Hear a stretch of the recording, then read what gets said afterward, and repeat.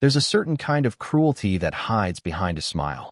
The kind that doesn't shout or threaten, but whispers through judgment, mockery, and silence. In a quiet town in Texas, one woman's accent would make her a target. But what no one knew was that her voice would become the very thing that exposed a crime the town had buried for years. This is the story of Elena Cruz, and the diner that thought it could silence her. Rain taps on the window, neon flickering. The bell above the door jingled as Elena walked into Miller's diner. She was new in town, an immigrant from Mexico, a nurse, kind eyes, warm smile, and a thick accent that made some people's faces tighten the moment she spoke. She stood at the counter. "Excuse me, table for one, please?" The waitress, Cindy, a blonde in her 30s with a tired expression, didn't move. She glanced at the cook behind the counter, Ray Miller, the owner. Ray muttered under his breath, "We're full." Elena looked around. Half the booths were empty. She smiled, still polite. "Oh, that's okay. I can wait." Cindy sighed. "We don't serve people who can't speak English properly." The room went silent. Forks stopped clinking. A few regulars at the bar chuckled. Elena's face dropped, but she didn't argue. She just nodded softly, turned, and walked out into the rain. She sat on her bed, dripping wet, her phone lighting up with messages from her younger brother in Mexico. He texted, "Did you find work? How's America?" She typed slowly. "Hard. But I'll be okay." She didn't tell him the truth. That people laughed when she spoke. That her landlord overcharged her because she didn't understand contracts. That every day, she smiled to hide how small she felt. But that night, something inside her shifted. Because when she passed Miller's diner again, she saw something through the rain-covered window. Ray Miller, the same man who refused to serve her, was shaking hands with Sheriff Clyde Henson. A wad of cash slid across the counter. They both laughed, and something about that image burned into her mind. Elena started volunteering at the local clinic. One night, a woman came in crying, Cindy, the waitress from the diner. Her hand was bruised. She hesitated before speaking.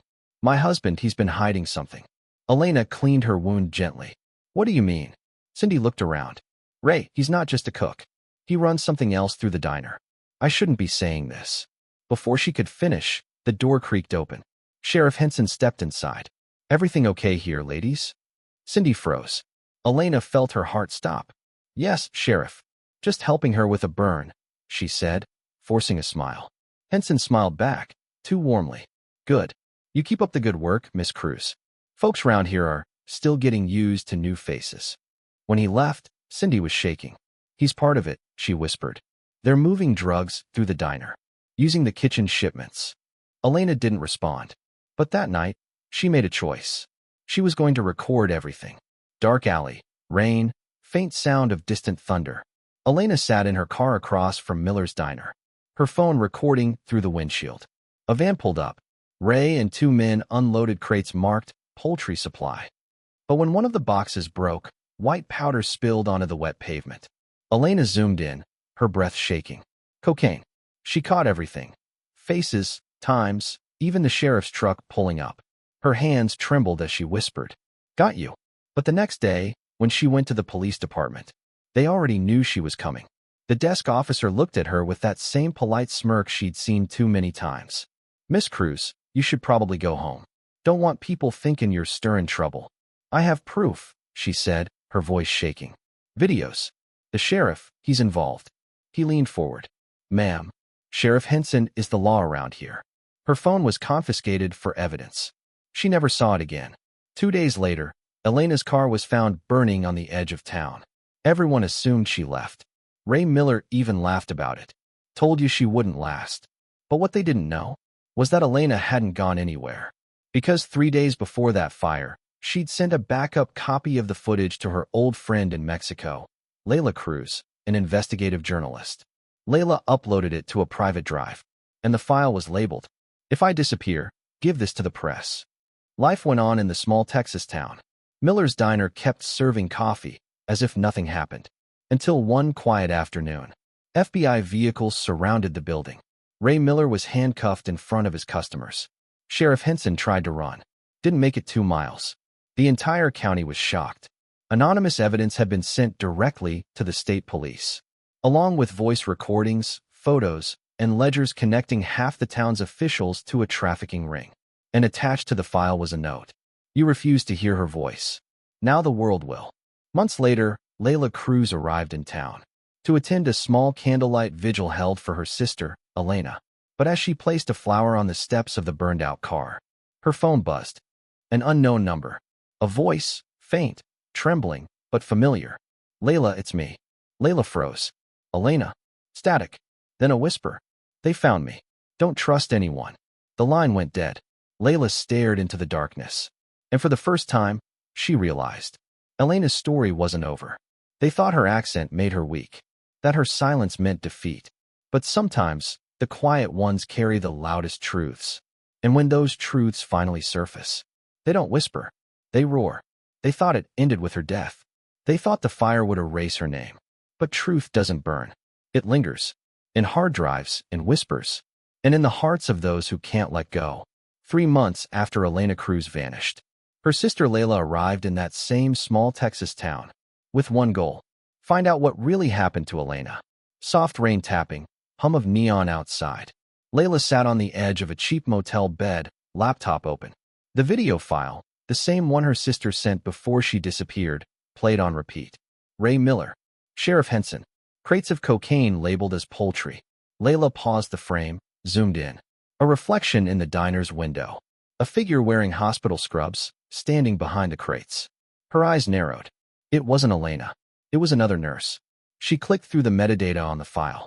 Timestamp, 11:47 p.m.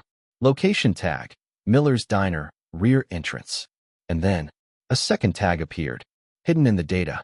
Clinic storage, 12:09 a.m. Elena had gone somewhere else after the diner. Leila whispered to herself, "You were following them." Leila visited the clinic where her sister worked. The building looked peaceful, freshly painted, but there was something hollow about it. Too quiet for a weekday. She spoke to the receptionist. "Hi, I'm Leila Cruz. My sister worked here, Elena Cruz." The woman's smile faltered. "Oh yes. I'm so sorry about what happened." Leila leaned closer. "Can I see her old locker? Or her records?" "I don't think that's possible. Those were taken by the police." Leila's expression hardened. "Which police?" Before the woman could answer, a voice came from behind. "Sheriff's office. They cleared her things weeks ago." Leila turned. A man in a gray suit stood there. Detective Marcus Hale. Late 40s, tired eyes, a voice like gravel. He showed his badge. "I'm from the state task force. We've been reopening some of Henson's cases." Leila didn't trust easily, but his tone wasn't like the others. He looked broken, like someone who'd seen too much. Hale and Leila sat by the window, steam rising from untouched coffee cups. Hale leaned forward. "You want the truth? Your sister didn't just stumble onto a smuggling ring. She found evidence of something worse." Leila frowned. "Worse than a sheriff moving cocaine through a diner." He hesitated. "People, trafficked from border clinics, moved under fake medical paperwork." Leila froze. Her sister had volunteered at migrant shelters.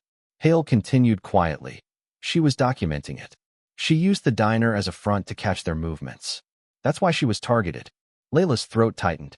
"So you're saying she didn't die in that car?" He didn't answer. Just slid a photo across the table. A blurry security still, taken 2 weeks after the fire. A woman, walking along a deserted highway, barefoot, face hidden under a hoodie. The timestamp read, 2:47 a.m., County Line Road. Leila whispered, "That's her." The next lead came from a name scribbled in Elena's old notebook. Dr. Samuel Reed.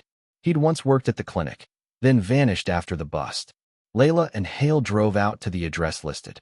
A rusted gate, long grass, and a quiet farmhouse with boarded windows. Hale pushed the door open, gun drawn. "Stay close."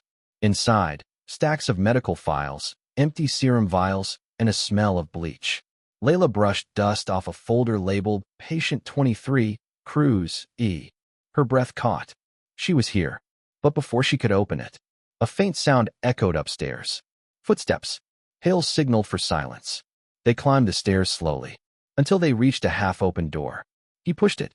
Inside was a small lab, cables, monitors, 4 bags. And on the wall, scribbled in blood-red marker. "They took the voices." Leila whispered, "What does that mean?" Hale looked pale. "I've seen this before, at another site. Experimental treatment, speech pattern alteration." It's how they controlled victims, making them unrecognizable in recordings. Leila's hands shook. They were trying to erase her accent. Leila and Hale left the farmhouse, silence thick between them. Hale muttered, "There's more to this." Reed wasn't working alone. Someone higher up. Leila stared out the window. "If my sister's still alive, I'll find her, no matter what it takes." Hale nodded. "I'll help you. But you need to understand, these people don't just kill. They rewrite." "What do you mean?" He glanced at her. "Files, records, memories. They scrub people out of existence." Suddenly, headlights flashed behind them. A black SUV, no plates. The car sped up. Hale's jaw tightened. "Hold on." Gunfire shattered the back window. The car skidded to a stop by an old bridge.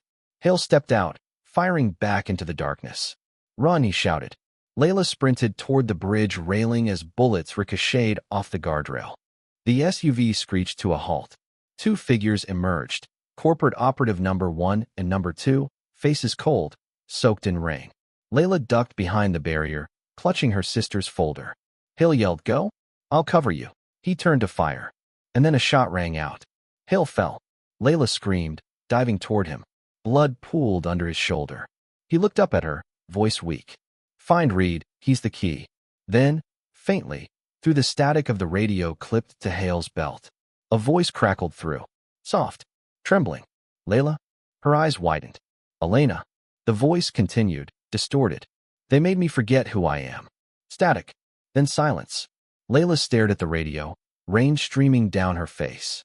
Behind her, the operatives closed in, guns raised. She backed toward the edge of the bridge, clutching the folder. Thunder cracked across the sky. "Tell me where my sister is," she screamed. The lead operative smiled coldly. "She's already been replaced." They silenced her once. But her echo found a way back. Now, her sister carries that voice into the storm. And what waits beyond the bridge will change everything. Like, share and subscribe to this channel for amazing contents like this. The story continues in the next video.